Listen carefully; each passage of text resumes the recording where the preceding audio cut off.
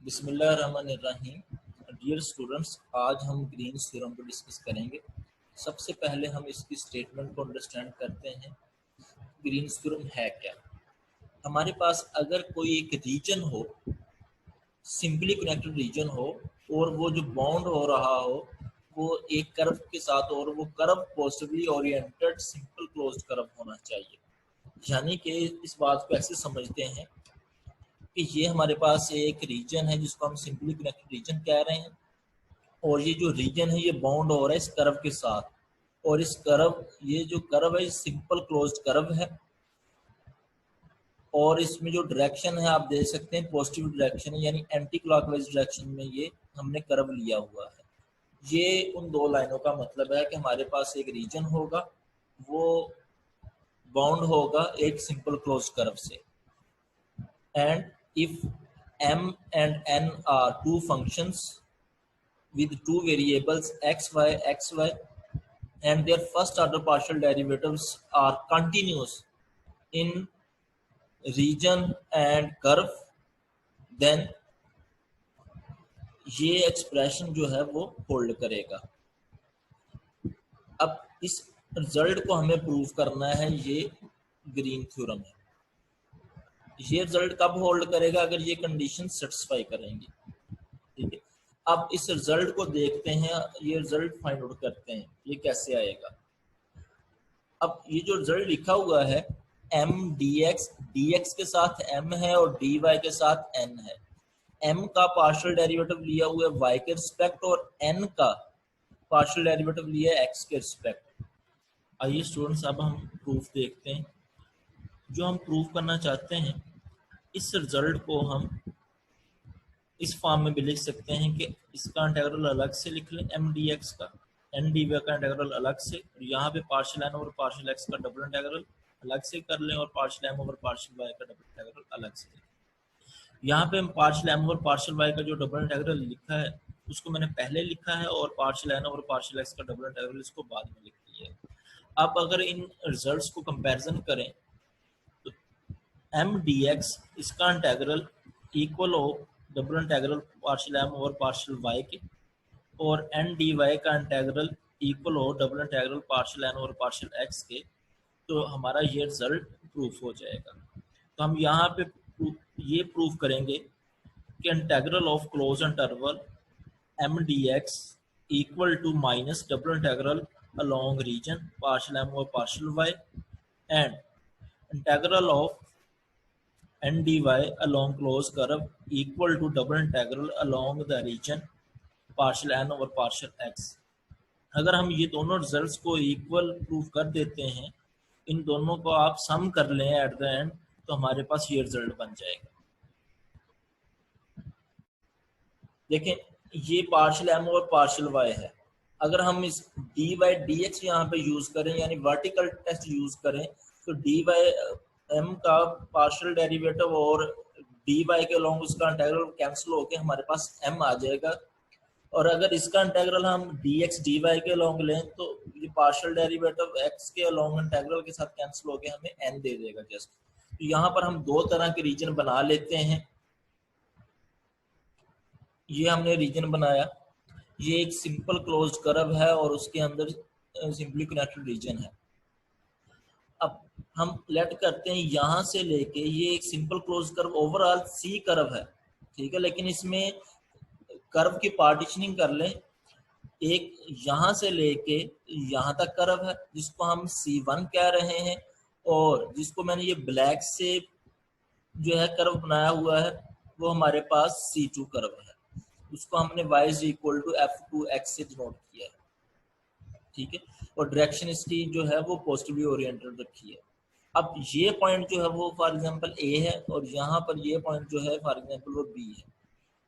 ठीक है, ये मैंने डॉट डॉट से शो कर दिया कि x कोऑर्डिनेट यहाँ पे A आ रहा है और यहाँ पर x कोऑर्डिनेट जो है वो B आ रहा है। x की मिनिमम वैल्यू आप समझे A है, और x की मैक्सिमम वैल्यू जो है वो B है। यहाँ पे आते हैं, इस पे हम जो है इसमें भी हम इसी टाइप का कर्व बनाया, रीजन बनाया। अब यहाँ से लेके इस पॉइंट से लेके इस पॉइंट तक हमने एक कर्व लिया जिसको हमने C1 कहा, और फिर यहाँ से लेके यहाँ तक एक कर्व लिया, उसको हमने C2 कहा। डायरेक्शन इसकी पॉजिटिवली ओरिएंटेड ही रखी है। अब यहाँ पे हम हॉरिजॉन्टल टेस्ट लगाना चाहते हैं, तो हॉरिजॉन्टल टेस्ट में हम पहले x के अलॉन्ग लिमिट्स लेते हैं, फिर बाद में y के अलॉन्ग लिमिट्स लेते हैं। जो बाद में लेते हैं वो हमारी कांस्टेंट लिमिट्स होती हैं, यानी कि पहले x के अलॉन्ग लिमिट लेंगे, फिर y के अलॉन्ग। y की जो आउटर लिमिट्स होती हैं वो कांस्टेंट होती हैं। तब y की लिमिट्स क्या होंगी? फॉर एग्जांपल ये y यहाँ पर c है और y यहाँ पे d है। y की मिनिमम वैल्यू c आ रही है ये, और y की जो मैक्सिमम वैल्यू वो d आ रही है, वो ये पॉइंट है। इस पॉइंट को हमने C कह लिया, y इक्वल टू C है और ये y इक्वल टू D है। ठीक है, हमने इनको जो है वो y एक्सिस के साथ मिला लिया। y C से D है और यहाँ पर x A से B, ये x एक्सिस के लॉन्ग है तो A टू B, ये y एक्सिस के लॉन्ग है तो ये C टू D है।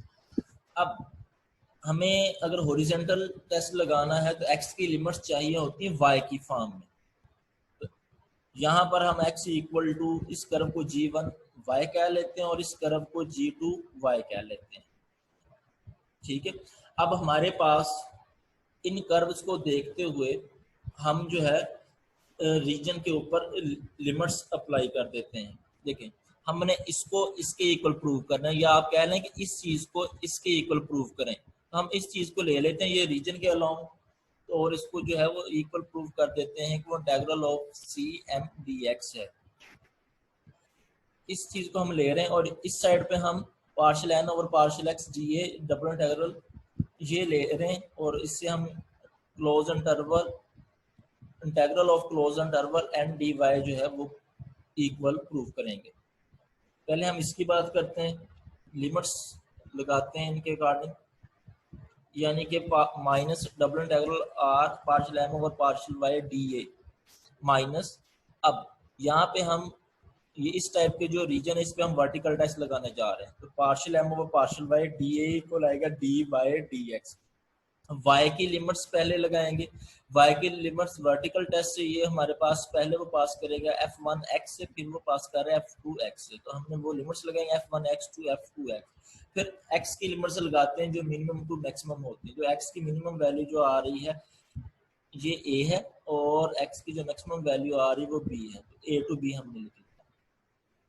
ठीक, अब यहाँ पर भी हम जो है वो टेस्ट लगा लेते हैं। यहाँ पे हॉरिजॉन्टल टेस्ट लगेगा, partial n over partial x dA इसके इक्वल आएगा double integral partial n over partial x। जब हॉरिजॉन्टल टेस्ट लगाएंगे तो dA इक्वल होता है dx dy। पहले x की लिमिट्स लगाएंगे, जब हॉरिजॉन्टल टेस्ट लगाएंगे तो ये हॉरिजॉन्टल टेस्ट है, तो हॉरिजॉन्टल जो लाइन है पहले पास करेगी इस कर्व से यानी G2 y से, फिर बाद में पास करेगी वो G1 y से, G2 y to G1 y। फिर y की लिमिट्स मिनिमम टू मैक्सिमम लगाएंगे। इस कर्व को देखें तो y की जो ये जो रीजन है ये बिटवीन लाई कर रहा है C एंड D के बिटवीन, और ये जो रीजन है ये x की वैल्यू a और b के बिटवीन लाई कर रहा था। ये C और D के बिटवीन, तो इसकी लोअर लिमिट C और अपर लिमिट D आ जाएगी। अब इनके जो है वो हम इंटीग्रल सॉल्व करते हैं। अब देखें, इसका इंटीग्रल लेना है y के अलॉन्ग, यहाँ पर m का पार्शियल डेरिवेटिव है, तो m का पार्शियल डेरिवेटिव इस इंटीग्रल से कैंसिल हो जाएगा, डेरिवेटिव और इंटीग्रल कैंसिल आउट हो जाएगा, तो यहाँ पे हमें मिलेगा m, और m 2 वेरिएबल में होता है, वो वेरिएबल्स x और y हैं, हमने साथ वो लिख लिए। यहाँ से हमें m मिलेगा, जब इसका इंटीग्रल लेंगे पार्शियल m और पार्शियल y का इंटीग्रल लेंगे m मिलेगा। यहाँ पे पार्शियल n और पार्शियल x का इंटीग्रल x के रिस्पेक्ट लेंगे तो यहाँ पर डेरिवेटिव और इंटीग्रल कैंसिल हो गया, हमें n मिल जाएगा। अब इस इंटीग्रल की लिमिट्स क्या हैं? वो है f1x to f2x, और इस इंटीग्रल की जो लिमिट्स हैं वो है G2y to G1y। अब यहाँ पे देखें, आपने इसको y के अलॉन्ग सॉल्व किया है, यहाँ पे आपने y के अलॉन्ग सॉल्व किया तो y में लिमिट्स पुट होंगी, यानी कि m x y की जगह पे अपर लिमिट पुट कर देंगे तो f2x आ जाएगा माइनस, फिर लोअर लिमिट पुट करते हैं m x y की जगह पे लोअर लिमिट f1x आ जाएगा और बाहर dx है, ये चीज आ जाएगी। अगर आप यहाँ पे बात करें तो ये आपने इंटीग्रल लिया है x के अलॉन्ग, और ये जो लिमिट्स हैं ये x की हैं, तो ये x में ही पुट की जाएंगी, यानी कि m एक्स की जगह पे अपर लिमिट आ जाएगी g1y, साथ में y as it is minus n, lower limit put करेंगे g2y, x की जगह पे g2y, फिर साथ y as it is dy रह जाएगा। अब नेक्स्ट हम देखें तो इस माइनस को जो है वो इंटेग्रल को अलग अलग लिख लेते हैं। Minus integral from a to b mx f2x dx minus, और ये minus plus integral a to b mx f1x dx साथ आ जाएगा। यहाँ पे बात करते हैं, दोनों का इंटेग्रल अलग से लिखते हैं, c to d n g1y y dy minus integral from c to d n g2y y dy ये आ जाएगा। अब आप ये जो इंटेग्रल के साथ माइनस आ रहा है, अगर आप इस माइनस को खत्म करना चाहें तो जस्ट इंटेग्रल, इसके इंटेग्रल की लिमिट्स को इंटरचेंज कर दें जिस इंटेग्रल के साथ आ रहा है। अब इस इंटेग्रल के साथ माइनस आ रहा है तो आप इस माइनस को खत्म करना चाहते हैं, यानी पॉजिटिव का करना चाहते हैं, तो यानी कि लिमिट्स को इंटरचेंज कर दें, ये b टू a हो जाएगा बात ये पॉजिटिव के साथ। यहाँ पे बात करें तो ये d टू c कर लें तो ये माइनस की बजाय प्लस का आ जाए। अब हम देखते हैं इन इंटेग्रल्स को कि ये जो लाइन इंटेग्रल्स हैं ये किन कर्व्स के अलोंग है। इस इंटेग्रल को देखें, integral from b to a, जो पाथ है वो है b टू a और उसमें जो फंक्शन यूज हो रहा है वो f2 है। b टू a पाथ है और फंक्शन f2x यूज हो रहा है। अब कर्व देखते हैं, ये कर्व कौन सा है, किस कर्व के अलोंग लाइन इंटेग्रल है। ये पॉइंट a है, ये पॉइंट b है। अब इंटेग्रल है b टू a, यानी इस पॉइंट से इस पॉइंट की तरफ है, b टू a इस पॉइंट से इस पॉइंट की तरफ है, और इसमें जो फंक्शन यूज हो रहा है वो f2x यूज हो रहा है। तो ये कर्व बनता है, ये जो लाइन इंटेग्रल बन रहा है ये अलोंग द कर्व c2 बन रहा है, वो हम लिख देते हैं। यहाँ पे लिखा b टू a और ये फंक्शन जो इसमें यूज हुआ था वो f2x है। ये जो लाइन इंटेग्रल बन रहा है ये अलोंग द कर्व c2 बना है।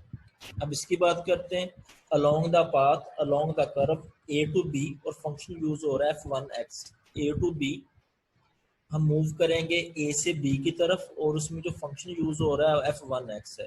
ये जो लाइन इंटेग्रल लिखा है हमने ये अलोंग द कर्व c1 है। a to b function f1 है, f1x है, तो ये अलोंग द कर्व c1 है। अब इन दोनों कर्व्स को ऐड कर लें तो हमारे पास एक क्लोज कर्व बन जाएगा जिसको हम लिखेंगे m dx। यहाँ पे ये चीज प्रूव हो गई है कि minus double integral along the region partial m और partial y equal to integral along close interval m dx। And अब यहाँ पे देखते हैं कि ये कौन से कर्व्स के अलोंग है। लाइन इंटेग्रल चेक करते हैं c टू d और उसमें जो फंक्शन यूज हो रहा है वो g1y है। c टू d, c से d, यानी ये c से हमने d की तरफ मूव करना है, ये c पॉइंट है ये d पॉइंट है, तो c से d की तरफ मूव करेंगे और उसमें जो कर्व यूज फंक्शन यूज हो रहा है वो g1y है। तो ये जो लाइन इंटेग्रल बना है ये अलोंग द कर्व c1 है, ये c1 है। ये जो लाइन इंटेग्रल है ये अलोंग द कर्व c1 होगा, n dy से लिखेंगे। अब इसकी बात करते हैं, जो पाथ है वो d टू c है और फंक्शन यूज हो रहा है g2y। d टू c और फंक्शन ये d पॉइंट है ये c पॉइंट है, तो हम मूव कर रहे हैं d से c की तरफ, d से c की तरफ, और उसमें फंक्शन यूज कर रहे हैं g2y। तो ये हमारे पास line integral along the curve c2 है, ये c2 n dy। दोनों को ऐड कर ले तो हमारे पास एक क्लोज कर्व बन जाएगा n dy, और ये इक्वल हो गया जो हम प्रूव करना चाहते थे। Double integral along the region r partial n over partial x equal to integral along close interval n dy। अब इन दोनों रिजल्ट्स को हम ऐड कर लें, दोनों रिजल्ट्स को ऐड कर लें तो हमारे पास ये रिजल्ट आएगा, ठीक है। और यही हम प्रूव करना चाहते थे जो कि ग्रीन थ्योरम है।